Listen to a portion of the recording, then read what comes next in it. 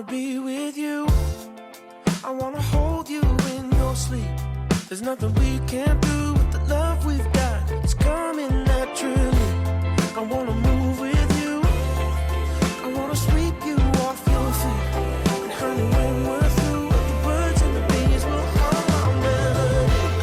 And I don't know what to do without your crazy love. Without your crazy love, your crazy love. And I don't know what I do without your crazy love. Without your crazy love, your crazy love. Oh shit. What do you think? Do you like how that looks? Because all of that was done on Dehancer. This video is not sponsored by Dehancer. However, they did reach out to me asking if I would be willing to review their product in exchange for a 1-year subscription, as well as a affiliate link, which essentially gives me 10% off every purchase that one of you guys make through my promo code ALTA. Okay, so what is Dehancer? It is a color grading tool, essentially, that allows you to basically emulate film stocks. So it comes with like 63 different film stocks. You can also print film, as well as adding grain, halation, bloom, all these tools that essentially allows you to get this film look. They also have a phone app, which we will briefly talk about later in the video. Boom. All right. Now here in the Dehancer node, you can choose your 709, 2020. Here you can also choose your camera. You know, you got all your options here. Personally, I don't like doing it here, so we're going to just leave it at Rec 709.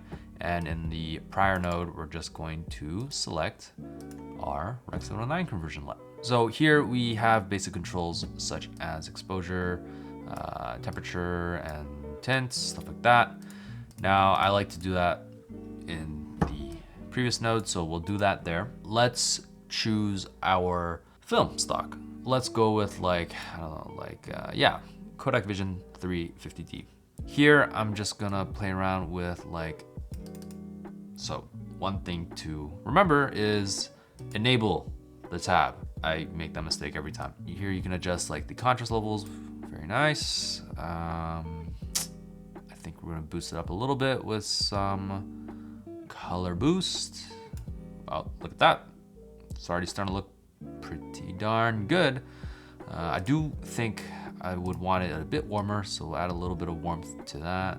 There we go.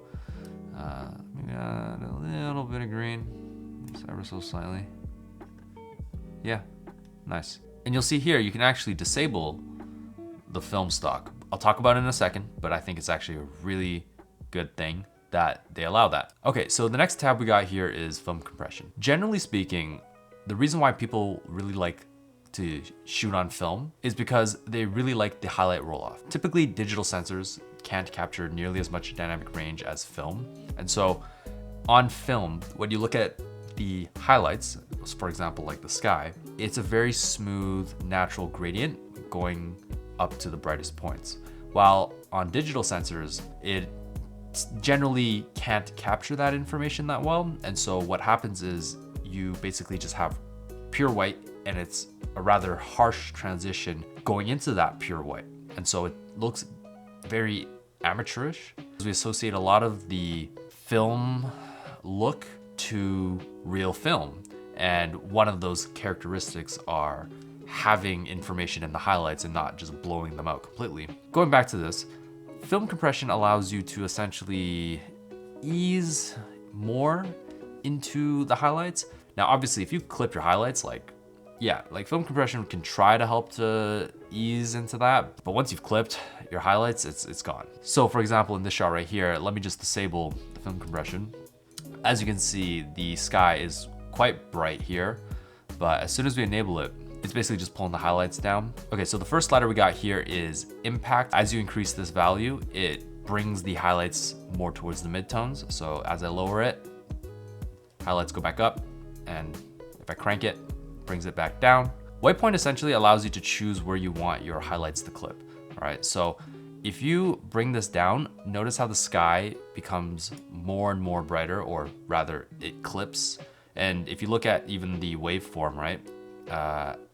At this point, we're still not necessarily clipping, but as soon as we bring it down, we are just straight up clipping it. And that's because we are bringing that white point down to a lower threshold and it's clipping faster. And as we bring it up, we actually increase the threshold of where we want our highlights to clip.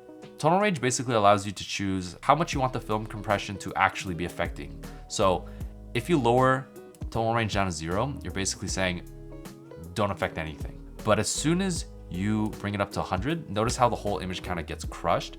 That's because you basically said, I want you to apply the film compression to this entire range, as in from the shadows to the highlights. So that's why the whole overall image suddenly gets compressed. And finally, we have color density, and that's essentially choosing how much saturation you want in the highlights. So for example, if I bring it all the way down, notice how the sky becomes basically white because there's no more color.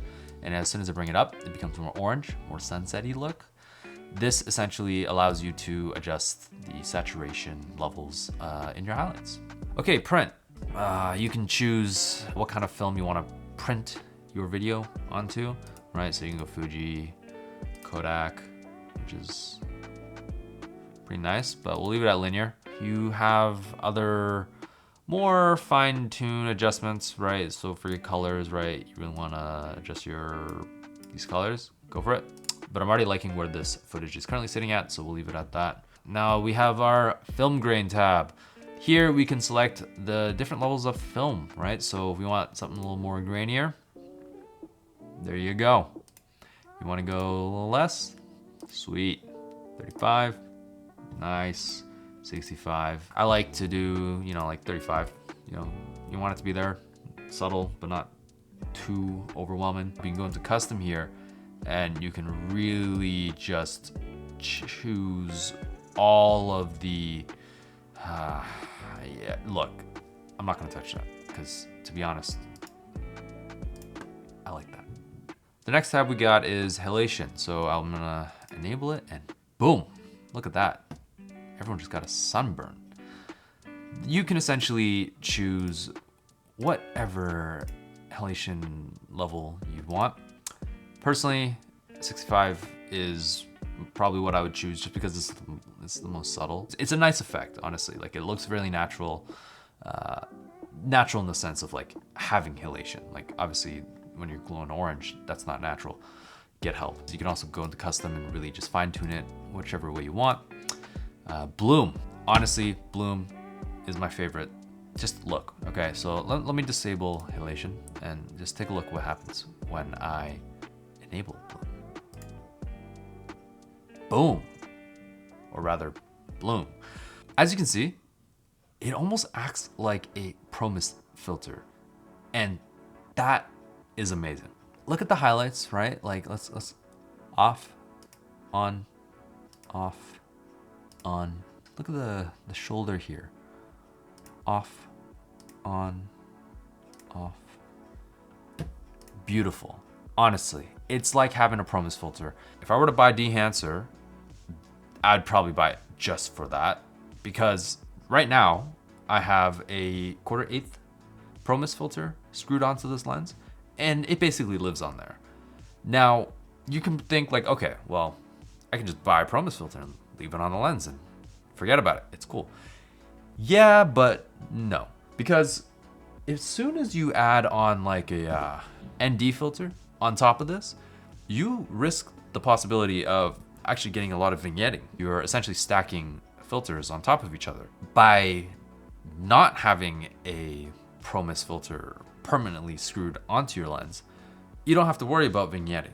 And so that's why I think this is actually great, because now you can essentially do this in post and you have the option to not have it, just like that. And that's great because if you have it permanently screwed on, you're baked in with the look. And sometimes if you just want like a clinically clean look, but you forgot to take off your promise filter, like too bad, so sad, right? So you can really just choose like, bam, look at that. Everyone's glowing. Everyone's having a great day. So this is what 35 looks like. Off, on, and then 65. Off, on, off. honestly, that looks pretty good to me. You know, the grain, the look, it feels very nostalgic. Is that close to the real film stock? I don't know. From someone who doesn't really know what real film looks like, this is the look that I imagine when I think of film. Really, it didn't take too much work. And as you can see, like, we already found a look that I would say is very acceptable. Dehancer gets you there fairly quick. Like, you know what? Let's copy and paste this.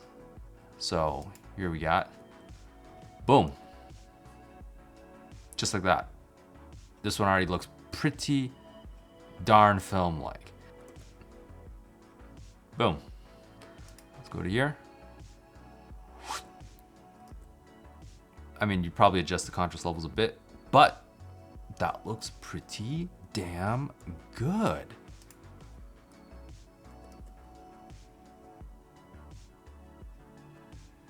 Those greens are looking pretty green there. I don't know why I said that. That's incredible.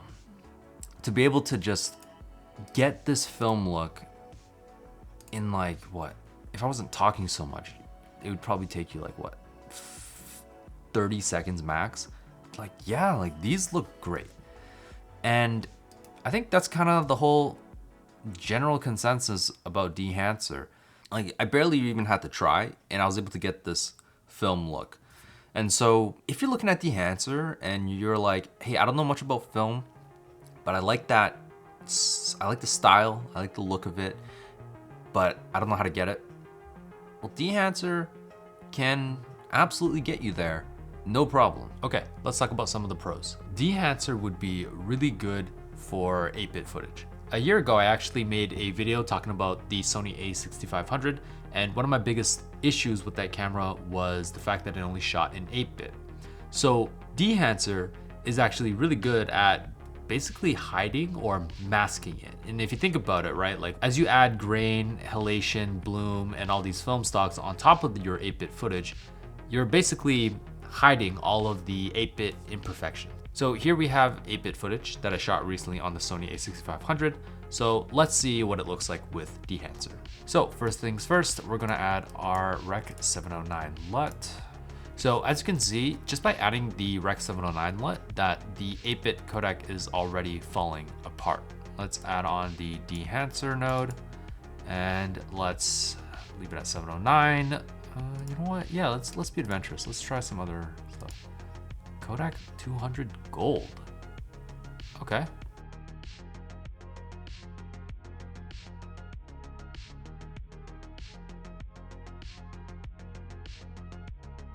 Okay, yeah, so that's our final look. I'd say pretty happy with that. If we zoom in on his face, yeah, you can still see that the 8-bit footage isn't holding up. Film kind of always seems to have some sort of imperfections in it, so like seeing this isn't necessarily gonna make me go like, oh, that something looks weird with the skin tone. It's just, hey, like, it's film, that's what it could look like. Not saying it should, but you know, it could. And yeah, let's apply this to some other clips. Boom. Look at that. Let's apply it here. Ooh, flexing the guns there, sir. You'd probably go back and adjust the contrast levels for each one of these clips, but just pasting it, you can see like it actually, this looks great. Look at that. If that doesn't scream film to you, I don't know what does. That's 8-bit footage right there. That looks good. That looks beautiful.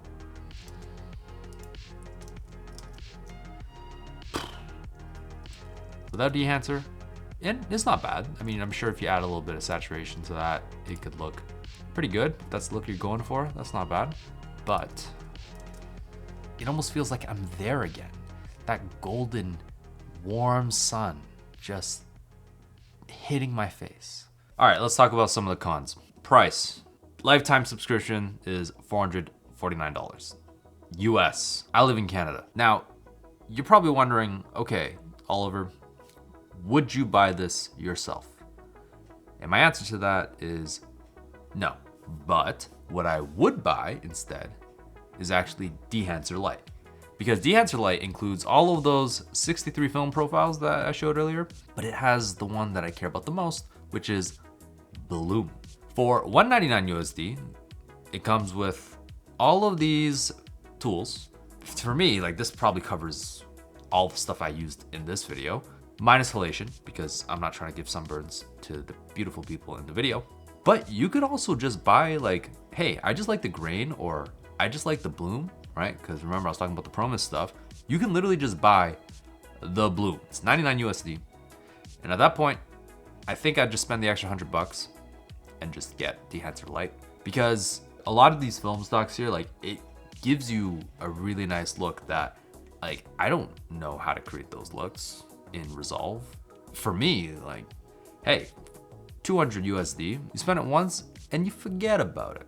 And so Dehancer Lite is probably the way I would go. Con number 2, I would say, is the playback. So let's play this back and let me show you what I mean.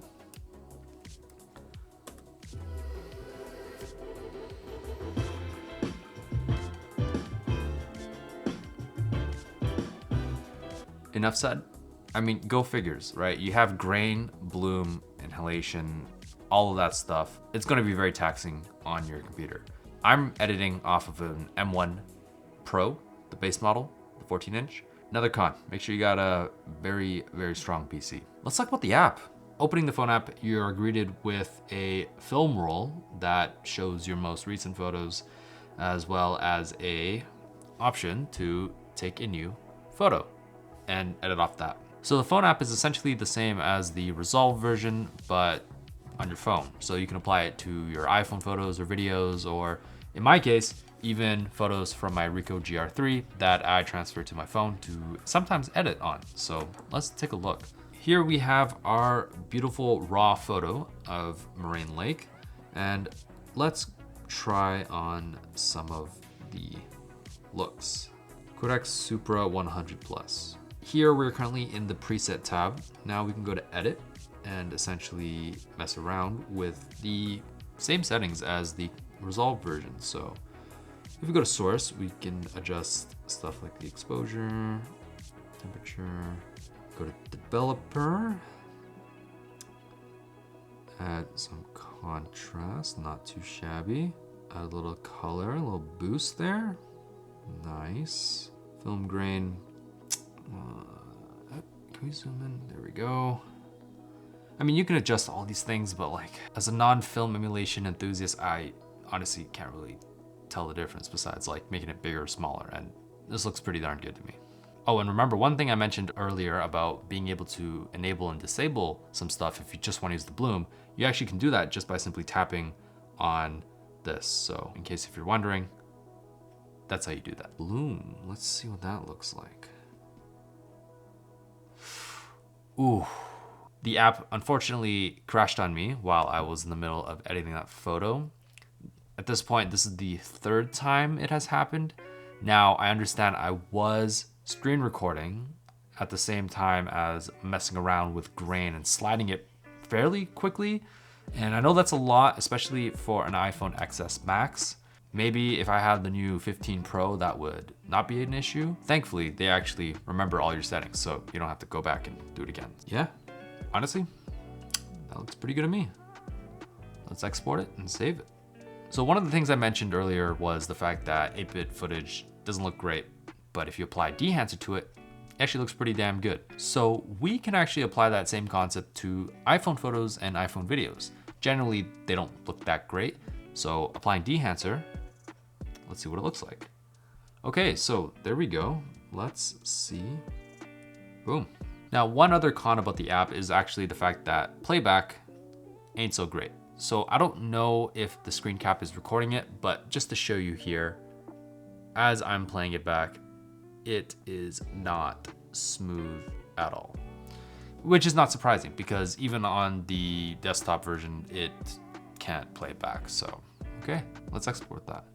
I mean, go figures that the export times would take this long. If you do decide to purchase any of Dehancer's products, make sure to use the code ALTA and save yourself 10%. If you don't want to see me around, don't use the code, and I will go cry about Vancouver housing prices.